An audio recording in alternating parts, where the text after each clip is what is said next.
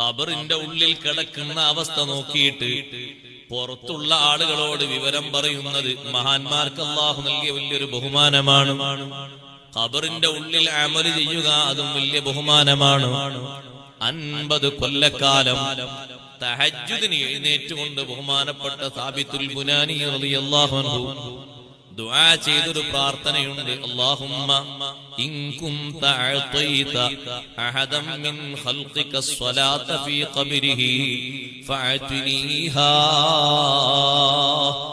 അല്ലാഹുവേ, നിന്റെ പടപ്പുകളിൽ ആർക്കെങ്കിലും ഖബറിൽ നിസ്കരിക്കാൻ നീ അവസരം കൊടുക്കുന്നുവെങ്കിൽ എനിക്കത് തരണേ അല്ലാഹ്.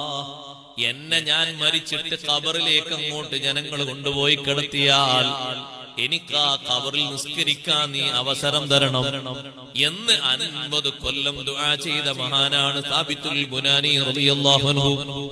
ചെറിയ ആളാണെന്ന് കരുതരുത്. ബഹുമാനപ്പെട്ട അനസ് ഇബ്നു മാലിക് റളിയല്ലാഹു അൻഹുവിന്റെ ശിഷ്യനാണ്.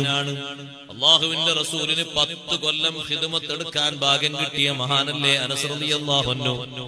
ആ അനസ് റളിയല്ലാഹു അൻഹുവിന്റെ ശിഷ്യനാണ് സാബിത്തുൽ ബുനാനി റളിയല്ലാഹു അൻഹു. എന്റെ ഉപ്പമാരോട് സഹോദരങ്ങളോടൊക്കെ ഞാൻ പറയട്ടെ, സാബിത്തുൽ ബുനാനി റളിയല്ലാഹു അൻഹുവിന് കിട്ടിയത് വല്ലാത്തൊരു പൊരുത്തമാണ്.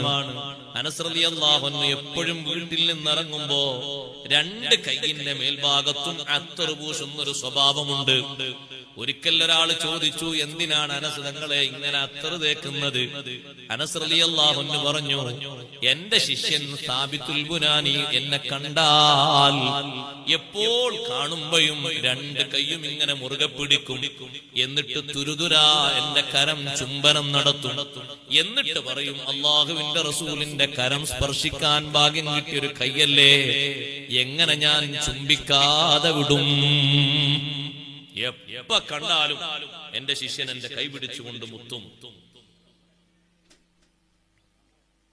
നമുക്ക് അങ്ങനെ ഒരു പൊരുത്തം കിട്ടണമെങ്കിൽ ചുംബനം സുന്നത്തുള്ളവരെ കൈയൊക്കെ ചുംബിക്കണം.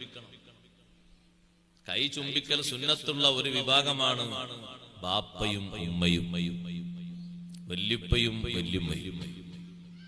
ഇവിടെ വല്യപ്പാന്നല്ലേ പറയാ, വേറെ പേരുണ്ട്. ഉപ്പാപ്പ, അങ്ങനെ ഉപ്പാപ്പയും ഉമ്മാമയും.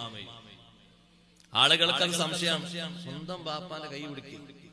അതെ, ബാപ്പത്ര വലിയ ആലിമൊന്നുമല്ല, ബാപ്പ ഒരു കച്ചവടക്കാരനാണ്. ശരി, ബാപ്പക്ക് ക്വാളിഫിക്കേഷൻ അടിസ്ഥാനത്തിലല്ല, ബാപ്പക്ക് ഇൽമിന്റെ ഉയർച്ചയോ ഇബാദത്തിന്റെ ഉയർച്ചയോ നോക്കിയിട്ടല്ല